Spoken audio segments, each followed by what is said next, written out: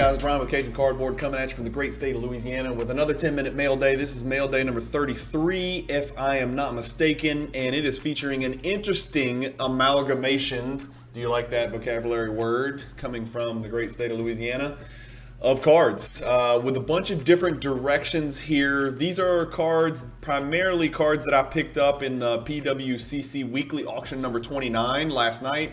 So I'm filming this obviously probably about a week or so before you're going to see this video, maybe a couple weeks before you're going to see it. But these are cards I picked up, some low-hanging fruit, some interesting stories. I'll tell you why I picked them up, why I bought them, what my plan is. I think you guys are going to like a few of these because it's really something I wanted to do just for the channel as an experiment. So I'm going to be the guinea pig and let you guys piggyback off of my experimentation, and we'll keep track of the results and we'll do a before and after. So let's not waste any time. First and foremost, easy one. I picked this little baby up. It's a pop 3, but there's zillions of these out there. It's not going to be a pop 3 for long. It's just a 2019 premium stock Damian Lillard NBA holo card. I really liked it. Anything that's gem, silver, gold, well, not really all silver, but this was so cheap I just grabbed it. But I'm primarily looking for a little bit more high-end stuff, but I really like this card. I just like the way it looked. It was very well centered. It was perfectly centered. It's a pop 3 for now. Like I said, it's gonna be a pop 300 probably at some point if people really wanted to grade it, but not that many people are grading low-end Lillard cards like this. So I saw it. I thought it was super affordable, so I grabbed it. It is what it is. Next in line, and this is where it gets interesting, right? So I have decided to, and I'm going to do all of this on the channel, but I wanted you guys to see this first. This card looked really good to me, okay? I don't collect CSG cards. I'm not going to get into whether they're a viable grading company or not. I know there's a lot of money backing them. There's a lot of money behind them. I know they're here to stay, whether, good or bad. But this is a CSG graded, and it's probably honestly one of those cards that people kind of sent to PWCC to do that all-in-one thing. So it's a CSG 8.5. This is the 95 Skybox Premium Meltdown. Very condition-sensitive card. So here's my theory. I have been hearing from multiple, very reputable sources that CSG grades incredibly harshly. So my play was to pick up some crazy cheap CSG 8.5s and 9s over the course of the next few weeks or a month maybe. Request shipment, have all of them shipped back here to Baton Rouge.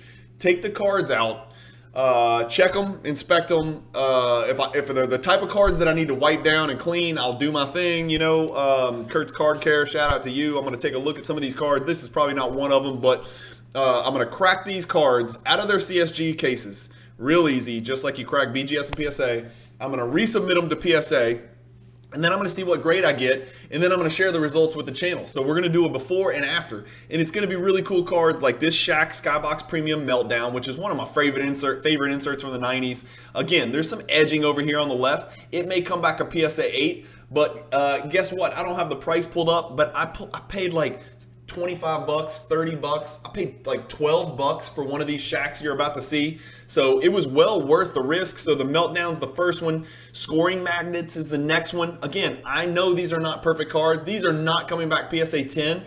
But even if they come back PSA 8, they're worth double or triple what you see in these CSG 8.5 holders. If it comes back a PSA 9, it's a nice home run. So all of you guys out there that are commenting that I only mess around in this ultra high-end market, that's not true. I love making little interesting plays like this and finding arbitrages and different profit centers within the hobby.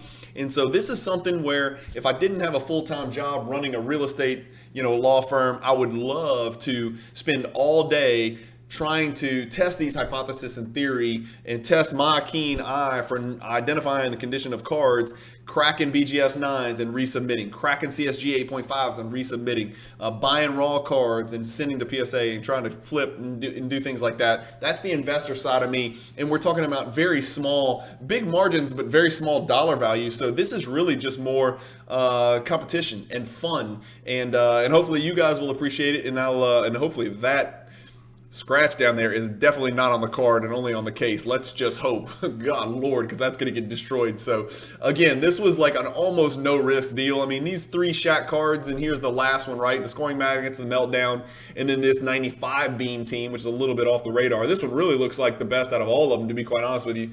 The back edges have some issues or whatever. I'm sure a lot of people are going to comment below that I'm going to get PSA 6s, and maybe I will. I don't know. But here's the funny thing. I collect low-end Shaqs.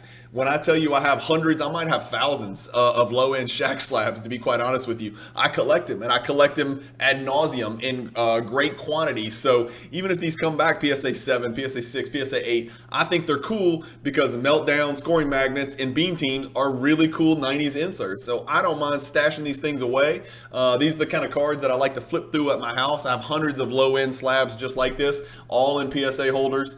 So adding these 3 and taking a chance on cracking them and submitting a PSA will be really fun, and hopefully the viewers of the hobby of this particular channel will enjoy this move, and let's see what happens. So just some fun stuff. I'm gonna add probably, I've actually got a CSG 9 DeAndre Ayton National Treasures card that I actually took a little bit bigger risk on, based on, looking at the numbers, seeing what PSA 8s and PSA 9s sold for. It seems like a very low risk play, just cracking it out and resubmitting to PSA. Maybe I'm an idiot, but we're gonna find out. Next is I'm making the silver run, obviously, for LeBron 2012 Panini Prism Silver PSA 10 all the way through the 2021 or 22 now, silver PSA 10, all 11 of them. I want them all silver, and I want them all PSA 10. I don't have the 2012, but I think we've looked, and I had the 13, 14, whatever. So I will probably do a little video on that at some point in the future, just kind of going through that LeBron silver and the LeBron green run. I'm trying to run through every single year, start to finish, for the LeBron silver PSA 10 and the LeBron green PSA 10, all prisms, of course. So happy to pick up this 2015. Probably overpaid a tad for it, but it was one of those deals where, long term, LeBron's down so much, and long term, I think it's going to be fine, so I wasn't really worried about it. Happy to pick this one up. I was surprised I got this for the price I did. It's a Pop 13. I've got LeBron's 2013 Prism, light blue Prism die cut rookie. So I wanted to add this one to it because I think those will look really cool together. So you'll see an Instagram post. If you're not following me on Instagram, or if you're not on Instagram, get on. It's like one of the greatest things about the hobby. But if you're not following me, go follow me at Cajun Cardboard. This card's perfectly centered and beautiful in every single freaking way you can imagine. Remember, these are serial number to 199, just like his rookie die cut is from 2013 Prism. So I'll probably post a nice little pairing with the 2013 and the 2015 next to each other, and put some witty Cajun comment next to it. But that one was a nice pickup, and then another silver that I didn't have. So the 2016 Prism and what did I do? The 2016 and the 2015 Prism. Yeah, so 2015 and 2016. Add those. So now I think I'm only missing a couple. Obviously, the big one that I'm missing. There's Manu right there guarding him, and it looks like a little fat Steph Curry over there on the left, but that's not him. So that's Manu guarding LeBron right there. That gives you an idea of the size disparity between LeBron and normal, human beings. And Manu was 6'5", for God's sake. So anyway, that's a nice little pickup. So I'm making that silver run. So happy to pick those 2 up. This auction, weekly auction number 29, was really about me missing on that Superstars die cut PSA 10. I never for a second thought that I would not win it. The card ended up going for $17,400. I think I bid very aggressively. I won't tell you what my max was, but it was pretty close to that. But I am shocked that somebody chased that card harder than I did. There must be another 90s insert grade snob out there that wants to pay a crazy premium just to put a 10 on his label. So congrats to whoever won that card. It is a really cool card and a crazy low pop card that you just don't see sell. But that was my big move in this auction with these other cards. These were some low-hanging fruit that I picked up, and a couple of cards with purpose to grow my personal collection in a certain direction. And then, of course, the 3 Shaq,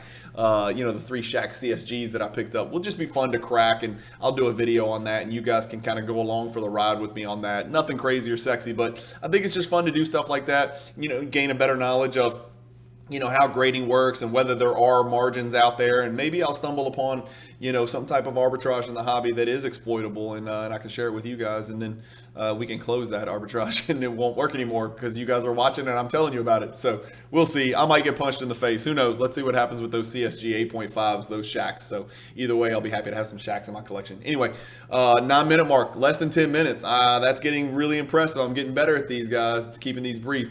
Thank you for watching. I appreciate it so much. Keep collecting, stay positive in the hobby, and peace.